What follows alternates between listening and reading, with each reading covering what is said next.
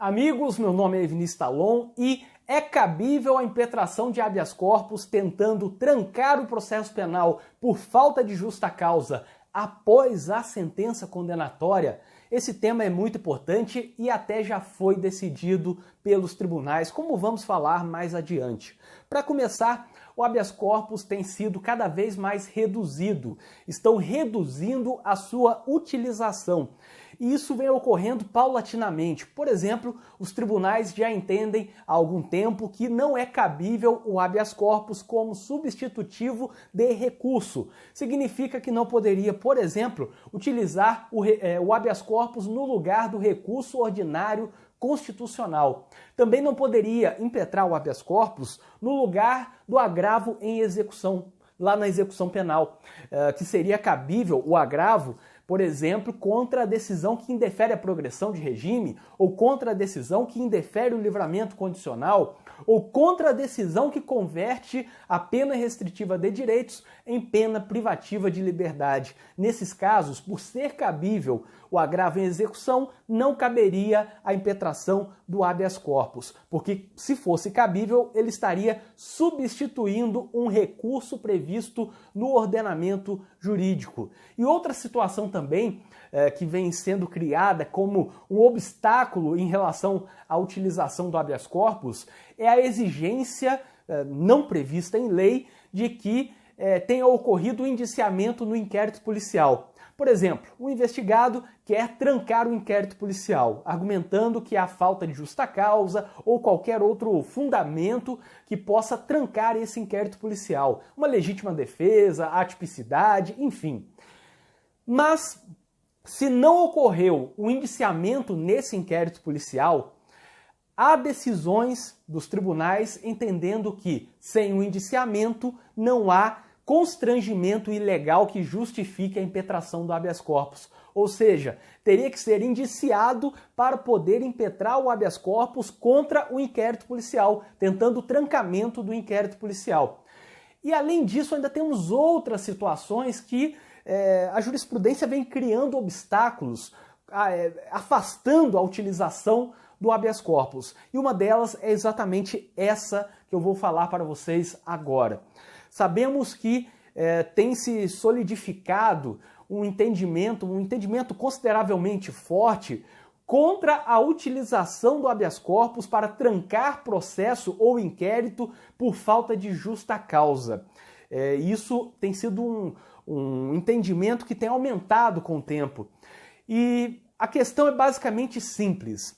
Como o trancamento em razão da falta de justa causa depende da análise do conjunto probatório, não seria cabível a utilização do habeas corpus, porque o habeas corpus é um remédio constitucional que não examina provas, que tem que ter prova pré-constituída e não pode ter um forte exame de provas. Isso já foi até decidido pelo STJ. O STJ, no habeas corpus número 356-179, que foi julgado pela 5ª turma do STJ em 2017, foi nesse sentido, pela redução da impetração do habeas corpus, da utilização do habeas corpus para tentar trancar por falta de justa causa, porque o habeas corpus não pode ter uma grande análise do conjunto probatório. Ele tem que ter prova pré-constituída, matéria, sobretudo, de direito e sem um exame profundo. E para dizer que não tem justa causa, o tribunal deveria examinar pormenorizadamente o conjunto probatório, até para dizer que não tem provas. E por isso, essa redução da utilização do habeas corpus para tentar trancar inquérito ou processo por falta de justa causa. E indo além disso, temos até uma decisão do STJ que fala sobre a impossibilidade da análise do habeas corpus com fundamento na ausência de justa causa após a prolação de uma sentença condenatória. Essa decisão, que eu até já falei lá no meu site www.evinistalon.com, é paradigmática. Essa decisão foi tomada no habeas corpus 373-490 de Minas Gerais, que foi julgado em 2017 também.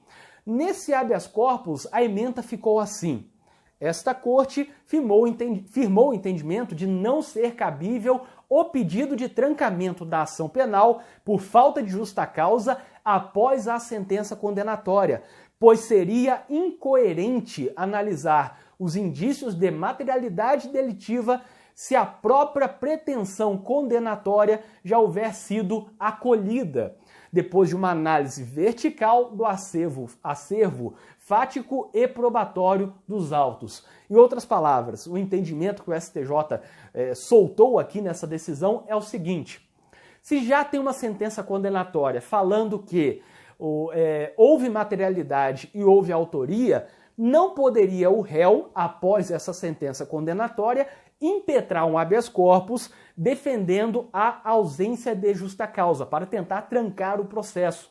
Ou seja, a sentença já examinou que há materialidade, que há autoria e, portanto, há justa causa já reconhecida na sentença.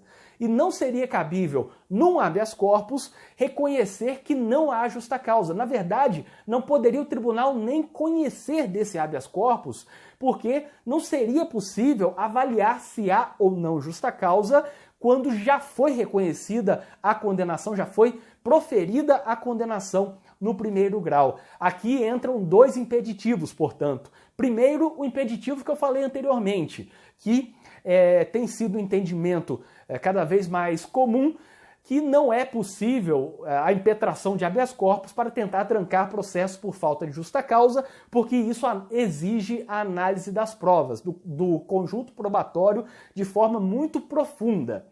Segundo, que como já tem sentença condenatória, já houve o exame da justa causa, reconhecendo que sim, tem justa causa, porque foi acolhida a pretensão condenatória feita pelo Ministério Público, manifestada pelo Ministério Público. E apesar desse segundo entendimento parecer até ter alguma lógica, eu entendo que o habeas corpus não pode ter a sua amplitude reduzida indevidamente, como sugerem esses julgados do STJ, essas duas decisões que eu citei do STJ. O habeas corpus é um remédio constitucional que defende a liberdade que no campo dos direitos fundamentais está atrás apenas da vida, que é pressuposto de todos os outros direitos. Agora, a liberdade não pode ser tão relativizada a ponto de o tribunal nem conhecer do habeas corpus. Pode até conhecer e negar, mas não conhecer de um remédio constitucional que pretende defender a liberdade, isso sim é uma grande ilegalidade. Devemos incentivar o uso e o conhecimento do habeas corpus, ainda que, eventualmente, no mérito, resolva-se não acolher e não conceder a ordem, portanto, denegar a ordem do habeas corpus. Mas ele deve sim ser conhecido e não interessa se foi antes ou após a sentença condenatória, não interessa o momento, porque a ilegalidade ela não se afasta, ela não é sanada apenas por uma sentença condenatória. Se o processo estava tramitando após aquele juiz receber a denúncia, mesmo sem justa causa, o fato do mesmo juiz condenar não significa nada. Na verdade, se o mesmo juiz condenou quando lá atrás ele recebeu a denúncia e provavelmente não tinha justa causa, isso é motivo por si só para conhecer do habeas corpus.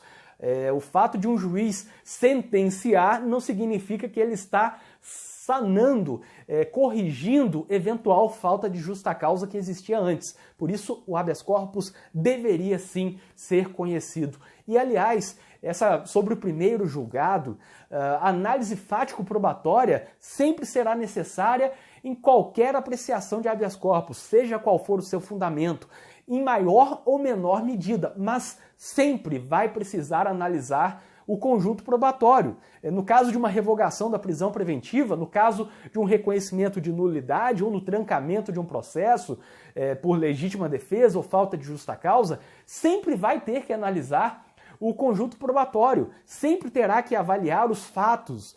Isso não pode ser um impeditivo em relação à impetração do habeas corpus para tentar trancar o processo por falta de justa causa. Eu espero que vocês tenham gostado deste vídeo, inscrevam-se aqui no canal e ativem as notificações, porque assim vocês saberão sempre que for lançado um vídeo novo aqui no canal. Eu tenho lançado vídeos diariamente, então se você se inscrever, saberá sempre que for lançado um vídeo novo. E para quem tiver interesse, eu deixarei na descrição deste vídeo um link com várias coisas úteis, como por exemplo, grupo de criminalistas do Brasil inteiro, e eu estou lá também debatendo sobre a área criminal, além de você encontrar neste link da descrição, alguns cursos em que eu leciono, como por exemplo um curso de prática processual penal que pode ser interessante para você que teve interesse neste vídeo aqui. E você também encontra contato para palestras, artigos, vídeos, livros de minha autoria e muito mais. O link está na descrição deste vídeo e até o próximo vídeo.